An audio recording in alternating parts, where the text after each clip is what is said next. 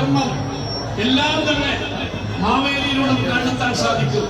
അതുകൊണ്ട് ഈ ഘട്ടത്തിൽ എല്ലാവർക്കും ഇവിടെ നവതിരുമേനിയുടെ അതുപോലെ തന്നെ ഓണത്തിന്റെ എല്ലാവർക്കും ഓണ ആശംസകൾ നേരുന്നു. അതോടൊപ്പം ഒരൊറ്റ വാക്ക് പറഞ്ഞ വാക്ക് അവസാനിപ്പിക്കുന്നു. ഇവിടെ പൂന്താനത്തിൽ വളരെ പ്രശസ്തമായ 2 വരികളുണ്ട്. കൂടെ എന്താ പിറന്നാലും കൂടെ എന്താ മരിച്ചാലും മധ്യേ ഇങ്ങനെ കാണുന്ന നേരത്ത് തമ്മിൽ മത്സരിപ്പതെന്തിനാ വൃത എന്ന് പറഞ്ഞാൽ അല്പകാലം മാത്രമേ നമ്മൾ ജീവിക്കുന്നുള്ളൂ.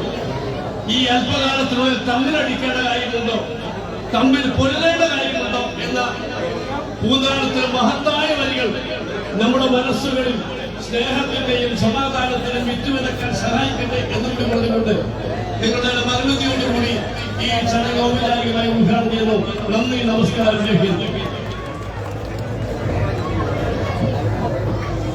സന്ദേശ പ്രഭാഷണത്തിലൂടെ ചെയർമാനും മർക്കസ് വൈസ് ചാൻസലറുമായ ഹുസൈൻ സഖാഫി ചുള്ളിക്കോടിനെ ആദരപൂർവ്വം ക്ഷണിക്കുന്നു.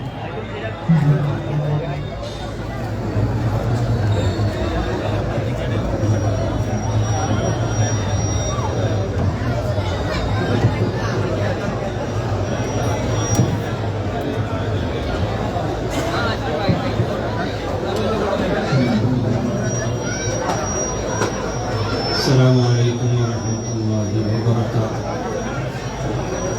നമ്മുടെ ഈ അതിമഹത്തായ ചടങ്ങിൻ്റെ ഔപചാരിക ഉദ്ഘാടന കർമ്മം നിർവഹിച്ച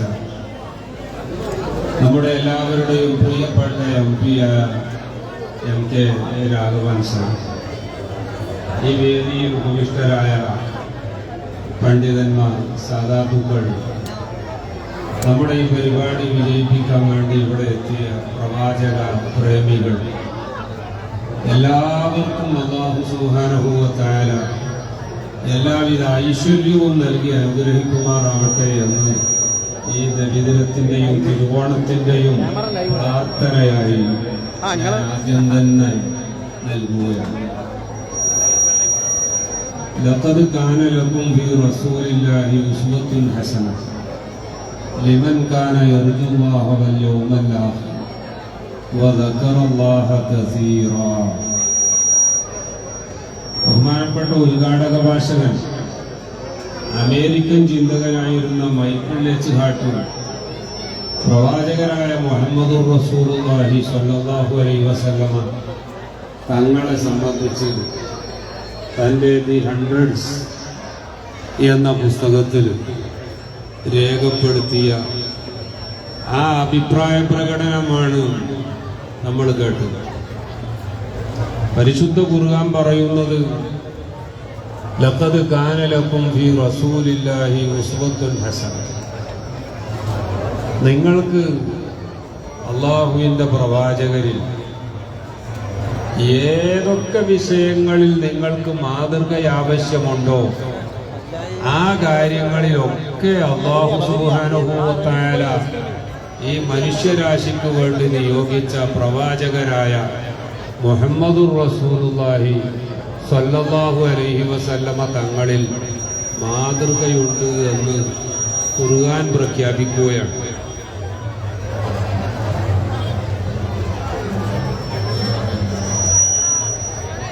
നമ്മുടെ MP സാറ്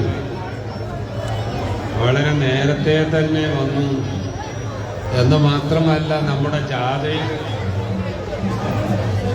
ജാഥയിൽ കുറേ സമയം നമ്മുടെ കൂടെ നടന്നു.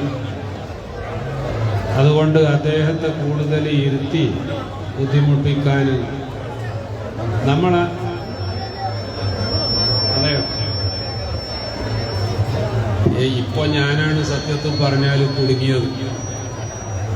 ഞാൻ രാഘവൻ സാറോട് വേഗം പോവുകയാണെങ്കിൽ പോയിക്കൊള്ളട്ടെ എന്ന് പറയാനുള്ള കാരണം എന്താണെന്ന് ചോദിച്ചാൽ, പണ്ട് ഇംഗ്ലീഷുകാരൻ പഠിപ്പിച്ചിട്ടുണ്ട്, somethings R better done quickly, such as having A tooth drone or picking up A red hot metal. ചില കാര്യങ്ങൾ നീട്ടിക്കൊണ്ടുപോകാൻ പാടില്ല. വായിൽ ഇളകിയ പല്ല് ഉണ്ടെങ്കിൽ വേഗം ഡെന്റിസ്റ്റിനെ കാണിച്ച് അത് എടുത്തു മാറ്റണം, അത് നാളെ ആക്കാം അല്ല അടുത്ത ആഴ്ച ആക്കാം എന്ന് കരുതി നീട്ടരുത്. അതുപോലെ തന്നെ ബ്ലാക്ക് സ്മിത്ത്, നമ്മുടെ പെരുങ്കൊല്ലൻ, ഇരുമ്പിന്റെ പണിക്കാരൻ, അയാൾ ഇരുമ്പ് ചൂടാക്കും. ആ ഇരുമ്പ് കൊണ്ട് എന്താണോ ഉണ്ടാക്കാൻ ഉദ്ദേശിച്ചത് അതിന് നിശ്ചിത സെന്റിഗ്രേഡ് ചൂട് വേണം എന്നൊരു കണക്കുണ്ട്. ആ ചൂട് ആയാൽ പിന്നെ ചൂട് ആറട്ടെ എന്ന് കരുതി കാത്തിരിക്കാൻ പാടില്ല. അതുപോലെ ഞാൻ മനസ്സിലാക്കുകയാണ്, ഇതുപോലെ വലിയ തിരക്കുള്ള നേതാക്കന്മാര് ഒക്കെ ഉണ്ടാകുമ്പോൾ നമ്മുടെ അനുയായികൾ കുറച്ചൊക്കെ കേൾക്കണമെന്ന് ആഗ്രഹിക്കുകയും കൂടി ചെയ്യുമ്പോൾ നമ്മൾ അവരെ വേഗം പോകാൻ സമ്മതം കൊടുത്താൽ പിന്നെ നമുക്ക് ആവശ്യമുള്ളതൊക്കെ പറയാലോ എന്നാണ്. അതുകൊണ്ടാണ് MP സാറ് പോവുകയാണെങ്കിൽ പോയിക്കോട്ടെ എന്നതിനെ ഞാനും സപ്പോർട്ട് ചെയ്തു. എനിവേ ഇപ്പോ എന്റെ കാഴ്ചപ്പാട് മാറി. The sooner the better. ഇനി എത്രയും പെട്ടെന്ന് ഇത് അവസാനിപ്പിക്കുകയാണ് വേണ്ടത്.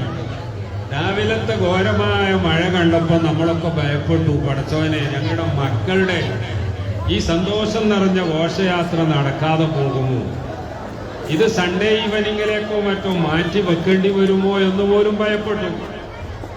എന്നെ ഇന്ന് ഡ്രൈവർ, അവിടെ നാട്ടിൽ പരിപാടിയുള്ളത് കൊണ്ട് ഡ്രൈവർ ലീവാണ്. അതുകൊണ്ട് ഞാൻ ഇന്നലെ തന്നെ ഇവരോട് പറഞ്ഞു, ഞാൻ വരണമെങ്കിൽ നിങ്ങൾ വാഹനം തയ്യാറാക്കണം. ആ വാഹനക്കാരൻ എന്നോട് 7:30 വരാമെന്ന് പറഞ്ഞു. ഞാൻ പറഞ്ഞു വേണ്ട, എൻ്റെ മോർണിംഗ് രാവിലെ എക്സസൈസ് ഒക്കെ കഴിയണം, 8 മണിക്ക് വന്നാൽ മതി. 8 മണിക്ക് ആള് കാണുന്നില്ല. 8:30 ആകാൻ നേരത്ത് ഞാൻ ഇങ്ങോട്ട് പുറപ്പെടാൻ വേണ്ടി ധരിച്ച വസ്ത്രം മാറ്റി ഇനി ഇന്നും ഉണ്ടാകൂലെന്ന് കരുതി. പിന്നെ അദ്ദേഹം വന്നപ്പോഴാണ് മനസ്സിലായത് ഈ കാലാവസ്ഥയുടെ വ്യതിയാനം കണ്ട് പരിപാടി തന്നെ മാറ്റി വെക്കണമെന്നുള്ള ചിന്തയുണ്ട്. പക്ഷെ ജാഥ പുറപ്പെട്ട് അല്പം മുന്നോട്ട് നീങ്ങിയപ്പോ നല്ല വെയില്.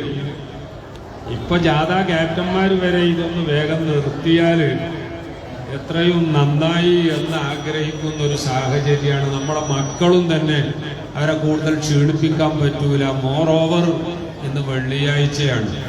നമുക്കൊക്കെ ജുമഴക്ക് പോകുന്നതിന്റെ മുമ്പായി പല കാര്യങ്ങളും ചെയ്യേണ്ടതുണ്ട്. എത്രയും വേഗം ജുമഴക്ക് പോകേണ്ടതുണ്ട്. അതുകൊണ്ട് ഞാൻ ഒന്നും സംസാരിക്കുന്നില്ല.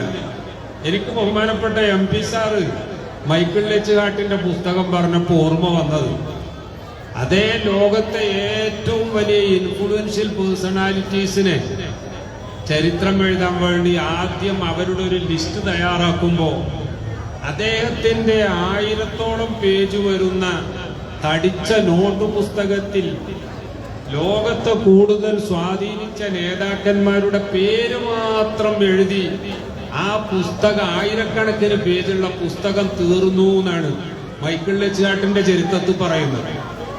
അങ്ങനെ അദ്ദേഹം ആലോചിക്കുകയാണ്, ദൈവമേ, ഞാൻ ഈ ലിസ്റ്റ് ചെയ്ത ആളുകളുടെ ഒക്കെ ചരിത്രം എഴുതി കഴിയുമ്പോഴേക്ക് എന്റെ ജീവിതം തന്നെ നശിച്ചു പോകാനാണ് സാധ്യത. ഈ ചരിത്ര പുസ്തകം ജനങ്ങളിലേക്ക് എത്തിക്കാൻ എനിക്ക് കഴിയൂല. അതുകൊണ്ട് അദ്ദേഹം ആ 10,000-കണക്കിന് വരുന്ന ലിസ്റ്റിന്റെ കൂട്ടത്തിൽ നിന്ന് ആറ്റി കുറുക്കി ലോകത്തെ ഏറ്റവും കൂടുതൽ സ്വാധീനിച്ച കേവലം 100 പേരുടെ മാത്രം ചരിത്രം എഴുതാൻ തീരുമാനിക്കുകയാണ്. അപ്പോഴാണ് അദ്ദേഹം ഒരു ചെറിയ ആശയക്കുഴപ്പത്തിൽപ്പെട്ടത്. എന്റെ പഠനത്തിൽ, അന്വേഷണത്തിൽ എനിക്ക് ലോകത്തെ എല്ലാ അർത്ഥത്തിലും ഏറ്റവും കൂടുതൽ സ്വാധീനിച്ച വ്യക്തിത്വമായി ബോധ്യപ്പെട്ടത് എന്റെ മതത്തിലെ പ്രവാചകനെ അല്ല, അല്ലെങ്കിൽ ഞാൻ ജീവിക്കുന്ന അമേരിക്കൻ ഭൂഖണ്ഡത്തിലെ ഏതെങ്കിലും ഒരു വലിയ വ്യക്തിത്വത്തെ അല്ല, മറിച്ച് എന്റെ നാട്ടുകാരും എന്റെ മതക്കാരും ഒരുപക്ഷെ തീവ്രവാദി എന്ന് പോലും പറഞ്ഞു പ്രചരിപ്പിക്കുന്ന ഇസ്ലാം മത പ്രവാചകനായ മുഹമ്മദ് മുസ്തഫ സല്ലല്ലാഹു അലൈഹി വസല്ലമ തങ്ങളെയാണ് എന്റെ അന്വേഷണത്തിൽ ലോകത്തെ ഏറ്റവും സ്വാധീനിച്ച വ്യക്തിത്വമായി ഞാൻ കണ്ടെത്തിയത്. ആകയാൽ എന്റെ 100 പേരുടെ ചരിത്രമടങ്ങുന്ന പുസ്തകത്തിന്റെ ആദ്യത്തിൽ തന്നെ ഞാൻ മുഹമ്മദ് നബിയുടെ ചരിത്രം എഴുതിയാൽ എന്റെ മതക്കാരെന്നെ വെല്ലുവിളിച്ചേക്കാൻ സാധ്യതയുണ്ട്. പലരും എന്നെ ചോദ്യം ചെയ്യാനും സാധ്യതയുണ്ട്. എന്നല്ല, ജീവന് തന്നെ ഭീഷണിയാകുമോ എന്ന ചെറിയൊരു ഭയവും എനിക്കുള്ളിലുണ്ട്.